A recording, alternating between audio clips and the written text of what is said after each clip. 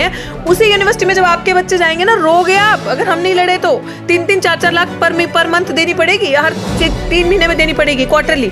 दे पाओगे आप? नहीं दे पाओगे। हम लोग नहीं दे पाएंगे वो फीसें, उसके खिलाफ हम लड़ रहे हैं। तो मोदी, अडानी, अंबानी कहाँ से आ गया बीच? कहने की नहीं है, ये एक्चुअल में ग्राउंड की बात है कि हमने बिल्कुल भी पीछे हटने की नहीं टानी, चाहे डॉक्टर रितु या मैं हूँ या तमाम हमारे साथी जो इस आंदोलन को लड़ रहे हैं, क्योंकि इस आंदोलन को डॉक्टर रितु से जन आंदोलन में कन्वर्ट हो जाना, ये बहुत बड़ी जीत है हमारी। नजर आ रही है आपको? इतना आसान है?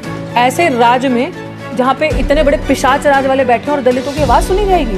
ये जो एग्जैक्टली, हाँ, हम बता रहे हैं पिशाच राज्य, यही राम राज्य जो हमारे लिए पिशाच राज की तरह है। और ये जो पिशाच राज्य है इनका, वो आप लोगों को, जो हमारा 100 जो सरकार बैठी, हमारी सावरकर, बिल्कुल सावरकर की नस्लें, जो हमारे वोट कहाँ जा रहा है हमें वो नहीं पता, हमारा अधिकार चोरी कर और वहाँ पे अपनी झूठी सरकार बनाकर झूठे तरीके से वहाँ बैठे, तो उनसे हम सवाल नहीं पूछे।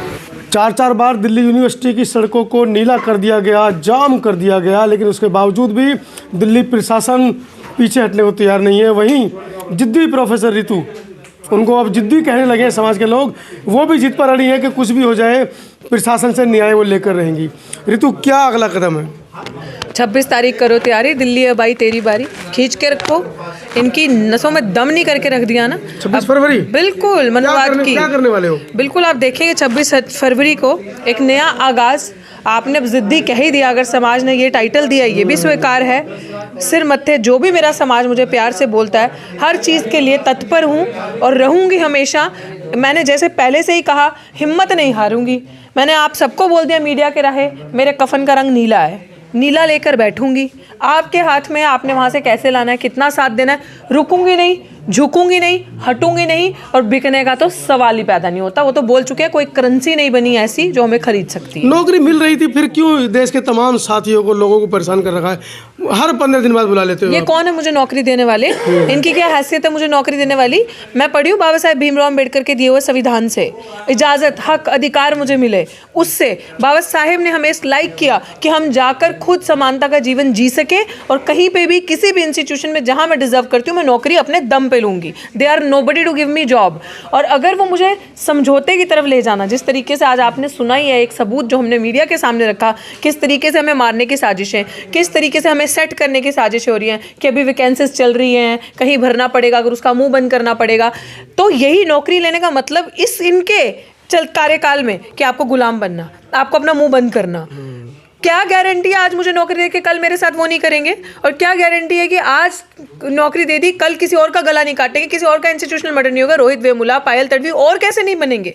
ये ट्रेंड हमें बंद करना पड़ेगा। अगर हमने ये चीज़ नहीं रोकी तो पता नहीं कितनी बताएं कितनी चीज़ें होंगी। और आप आज पूरा भारत इस जन आंदोलन को, नौकरी नहीं न्याय चाहिए को देख रहा है, और वो इसीलिए देख रहा है, और समाज इसीलिए जुड़ा है क्योंकि समाज को पता है कि उनके बच्चे पूरी हर एक तरीके से सच्चे अम्बेडकरवादी होने के नाते वो लड़ाई लड़ रहे हैं। और तब तक ये लड़ाई लेंगे जब तक वो अपराधी सलाखों के पीछे नहीं होगा।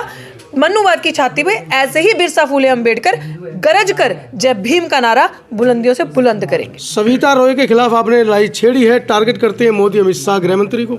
What do you mean by that? Target करती है? टारगेट क्या करना है?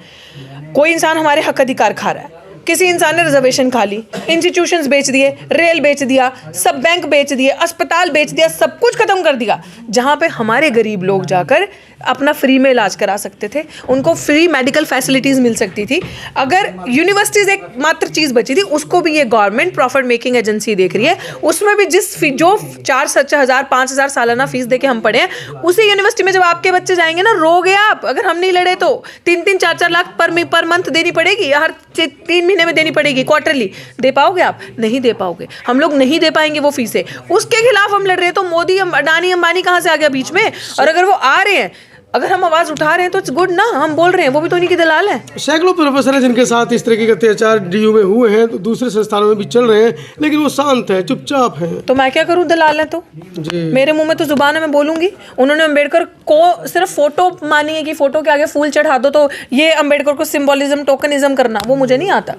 मैंने अम्बेडकर को पढ़ा है, अम्बेडकर की भी माननी है मुझे, और मैं मानती हूँ। तो आपको जिस लगता है- रास्ते पे बाबा साहेब चले हैं मैं उस रास्ते पे चलूँ। तो आपको लगता है बाबा साहब के रास्ते पर चलकर न्याय मिल सकता है? ऑफ कोर्स क्यों नहीं मिलेगा। संघर्ष लंबा हो सकता है, लेकिन ऐसा नहीं है कि उसमें आपको न्याय नहीं मिलेगा। अगर आप अडिग और अटल रहेंगे, डेफिनेटली हमें किसी पे थोड़ी नहीं लगता कोई हमें न्याय चाहिए। We don't have to demand ना, we will claim it and we know how to claim it. और हम उसी रास्ते में एक एक स्टेप बढ़ते जा रहे हैं। समाज जुड़ता जा रहा है हमारे साथ। आज भी देखो आप, चंडीगढ़ से हमारे बीच में वाल्मीकि समाज से लोग आए हैं, लीडर्स आए हैं वहाँ के।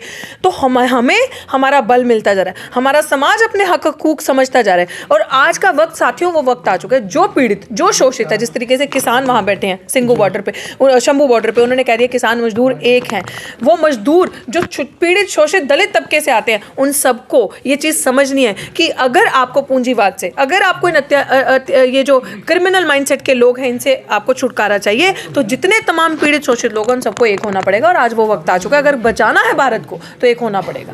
आज तो तबियत कैसी, पहले तबियत बताइए अपनी। बेटर, पहले से अच्छे हैं। देश के तमाम आपके शुभचिंतक, आपको जानने वाले लोग पूछ रहे हैं कि क्या तबीयत है, कैसी सुधार है, क्या कितना कवर रिकवरी करवाएं? देखो, ये तो चंद जख्म है और ठीक हो जाएंगे आने वाले टाइम पे। और अभी रिकवर हो रहे हैं, पहले से बहुत ज़्यादा बेटर हो, पेन बहुत कम हो गया है, लेकिन उससे कुछ फ़र्क नहीं पड़ता। इस न्याय की लड़ाई में अगर जान भी देनी पड़े तो हम देंगे। पहले दिन से जिस तरीके से हम टिके हुए हैं, ये बात सिर्फ कहने की नहीं है, ये एक्चुअल में ग्राउंड की बात है कि हमने बिल्कुल भी पीछे हटने की नहीं टानी, चाहे डॉक्टर रितु हो या मैं हूँ या तमाम हमारे साथी जो इस आंदोलन को लड़ रहे हैं। क्योंकि इस आंदोलन को डॉक्टर रितु से जन आंदोलन में कन्वर्ट हो जाना, ये बहुत बड़ी जीत है हमारे लिए।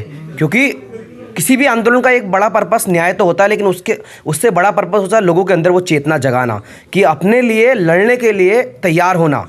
क्योंकि हम दूसरों की लड़ाई में लड़ते रहे ना हमेशा, कब अपने लिए लड़ेंगे? अगर जब हमने अपने लिए लड़ने का प्रण ले लिया तो हमको फिर कोई हमको कुछ दबाव डाल नहीं सकता, कोई हमारे खिलाफ कुछ सोशल कुछ कर नहीं सकता, कोई हमारे खिलाफ हमको तंग नहीं कर सकता। तो ऐसा क्या 26 फरवरी को करने वाले हैं? 26 फरवरी का बड़ा ऐलान है।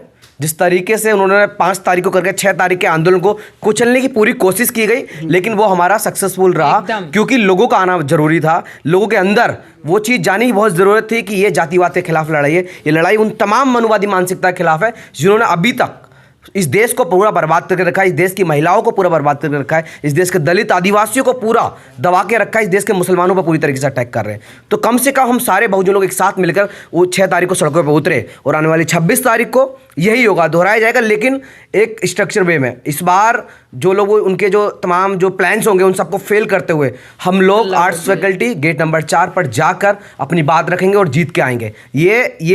ये सही बात है, इसमें कुछ ऐसा नहीं जो 6 तारीख को इस तरह बर्बाद किया, कोशिश की गई बर्बाद करने की, बर्बाद तो नहीं हुआ।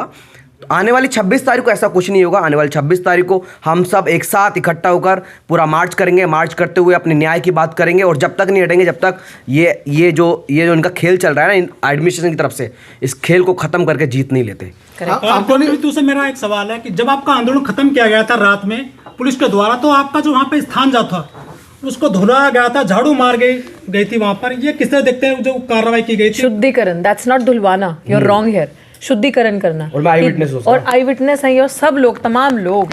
अभी भी अगर मुझे प्रमाण देने की जरूरत है तो आपने देखा होगा 22 जनवरी को जब ये प्राण प्रतिष्ठा कर रहे थे राम जी की, उस टाइम पे ठीक जिस आंदोलन धरना स्थल पे जहां हमारा धरना लगा हुआ है, वहां पे आरएसएस के संगी गुंडे जो आए थे, एक तरफ हम लोग जय भीम के नारे लगा रहे थे और हमारा अपना प्रोटेस्ट जो रेगुलर चलता है वो चल रहा था। हमें उकसाने के लिए उन संगी गुंडों ने पीछे से जय श्री राम राम के नारे लगाए, ये बताने के लिए कि तुम्हारा जय भीम कुछ नहीं है, और जय श्री राम को जय भीम के अगेंस्ट यूज किया। जबकि हम हर धर्म का सम्मान करते हैं, लेकिन वो जय श्री राम को दहशत फैलाने के लिए करते हैं। अभी भी अगर मुझे आपको प्रमाण देने की जरूरत है कि बाबा साहेब की इतनी बड़ी प्रतिमा जो वहां लगी थी 10x8 की, उसको हटाकर धुलवाया गया, उसको हटाकर राम जी की फोटो वहां लगाई गई। धुलवाने के बाद 3 दिन शुद्धिकरण। Can you believe that? हमारे लिए घृणा कि हम लोग वहां बैठे हैं, हमने वो गंदा कर। यस, ऑफ कोर्स दिल्ली विश्वविद्यालय एक जातिवादियों का अखाड़ा है, अड्डा है। इसीलिए बहुत ही जल्दी हम लोग प्राचा साहब मिलके सभी उसको एक ऐसा व्यवस्था कायम करने वाले कि दिल्ली यूनिवर्सिटी SC/ST के लिए, दिल्ली विश्वविद्यालय SC/ST के लिए सेंसिटिव जोन डिक्लेयर करने वाले हम लोग। Sensitive zone. अब बोलिए, जानलेवा हमला किया गया है आशुतोष बोध जी पे, और हम दोनों पे। क्या आपने तैयारी कर रखी है जान को बचाने के लिए? वो हमने एनवेलप में सर को लिख के दे दिया बहुत सारी चीजें प्राचा साहब को, और अपने जहां हमने अपने लोगों को देना था अपनी जान के लिए, जो जिम्मेदार होंगे। बिल्कुल, उन्होंने भी उनका भी खाता जो है वो सब हमने लिखकर एक एनवलप में रख दिया है। सारी चीजें हमने सबूत दे दिए हैं कि अगर हम लोगों की जान को कोई खतरा होता है, जो जिम्मेदार होंगे उस सारी चीजों को हमने लिख के दे दिया। लेकिन इसका ये मतलब नहीं है कि आपने इतना अटैक करके आशुतोष पे आशुतोष को खत्म कर दिया। आशुतोष के अंदर जो अम्बेडकर है ना, जो आइडियाज है, you can not crush those ideas, you can not crush us from here. तो हमारी हिम्मत, हमारे हौसले को आप खत्म नहीं कर सकते। ये अटैक कायरों का आखिरी वार था, वो भी उन्होंने करके देख लिया कि हम हारे। 5 को अटैक किया, 6 को उसी बुलंदी पे चढ़कर उनके सर पे बोला और सुबह 10 बजे लेके शाम 7 बजे तक पुलिस को रुला दिया। क्यों पुलिस को रुला दिया? क्योंकि पुलिस ने सबसे बड़ा क्रिमिनल रोल प्ले किया। आप ये चीज मानो और जनता ये चीज समझे। इस समय यूनिवर्सिटी एक अलग स्टैंड पे है। इस समय आरएसएस जो है ना, वो पुलिस के थ्रू क्राइम करवा रही है। पुलिस जो है उनको समझ में नहीं आ रहा वो कर क्या रहे हैं। तो पुलिस सबसे ज्यादा अट्रोसिटीज SC ST के साथ करिए, हमारे पे सबसे ज्यादा कोई क्राइम करिए वो पुलिस कर रही है। राजधानी की पुलिस है, इसके उदाहरण पेश किए जाते हैं दिल्ली की पुलिस के। हाँ, तो अमित शाह की पुलिस है वो। अमित शाह क्या करता है वो आपको पता है। पेश होते हैं। हाँ, उदाहरण मिल रहा है, अगर आपको मिल जाए तो क्या सरेंडर करोगे? भारत भाई साहब, मुझे भारत को बचाना है, मुझे भारत रत्न नहीं चाहिए। हमें ना हम सरेंडर, अगर सरेंडर करना होता डॉक्टरी तो भी अपनी नौकरी पे बैठी होती है। कर रहे हैं ना, हाँ, भारत रत्न मिल रहा, बीजेपी में शामिल हो जाए। बिल्कुल बिल्कुल। भारत रत्न किसको मिला? लाल कृष्ण आडवाणी को, जिसने जनता के खून बहाया है। हाँ। जिसने जिस गली में वो गया, जिस सड़कों पे वो गुजरा, Actually, उसने लोगों को आपस में कटवाया गया है। वो ऐसी व्यक्ति को भारत रत्न मिल रहा है, और नफरत के बीजों को भारत रत्न मिल रहा है। और दूसरी साइड जिनको ना भारत रत्न दिया वो पहले से डिजर्व करते, चाहे वो कर्पूरी ठाकुर जी रहे हो या चौधरी चरण सिंह रहे हो। उनको इन भारत सरकार की टैग की जरूरत नहीं है, या कांशीराम साहब या ऐसे जितने बड़े नेता है उनको भारत सरकार की इस टैग की जरूरत नहीं है। आजकल भारत रत्न का भी राजनीतिकरण हो गया है। जब हर चीज का राजनीतिकरण हो जाता है तो हमारा बार बार हम ये संदेश देते हैं अपने आंदोलन के माध्यम से कि अब हम भी अपनी राजनीति चुनेंगे, और हमने चुन ली अपनी राजनीति। Everything becomes. 170 दिन हो गए हैं करीब आपके आंदोलन को, 72 लेकिन आपको अभी सफलता नहीं मिल रही है। दिक्कत कहाँ नजर आ रही है आपको? इतना आसान है? ऐसे राज्य में जहाँ पे इतने बड़े पिशाच राज वाले बैठे हैं और दलितों की आवाज सुनी जाएगी, ये जो एग्जैक्टली, हाँ, हम बता रहे हैं पिशाच राज्य, यही राम राज्य होता है। यही राम राज्य जो हमारे लिए पिशाच राज की तरह है। और ये जो पिशाच राज्य है इनका, वो आप लोगों को, जो हमारा 174 दिन का ये सफर है ना, ये जागरूकता का सफर है। ये डॉक्टर रितु के आंदोलन से जन आंदोलन में कन्वर्ट हुआ। इस आंदोलन ने लोगों को एक किया, लोगों के अंदर जागरूकता लाई कि अपने हक अधिकार के लिए कैसे लड़ना है। और अंडर एस्टिमेट मत करो, हम लड़कियों को देवी मत बताओ, बताना है तो फूलन देवी बताओ। I would accept that title. हम कमजोर नहीं है, कोई भी पिछड़े समाज की महिला, कोई भी शोषित वर्ग की महिला कमजोर नहीं है। अपनी अंदर की जो पार है हमने उसको रियलाइज किया, और हमें समझ में आया कि हाँ, पीड़ित शोषित वर्ग ने अब अंगड़ाई ले लिया। हमने अभी तो कहते हैं ना, जो सदियों से दबाया हुआ समाज उसने करवट ली है। तो इनका ये हाल है। जब हम पूरे खड़े हो गए ना, तो फिर आप देखिएगा। आप आंदोलन की सफलता के बारे में पूछ रहे हैं। मैं एक बात और बता दूं कि आंदोलन की सफलता सिर्फ और सिर्फ डॉक्टर रितु को न्याय मिल जाने के, या एकदम से डॉक्टर रितु को न्याय मिल जाए तो सफल हो गए।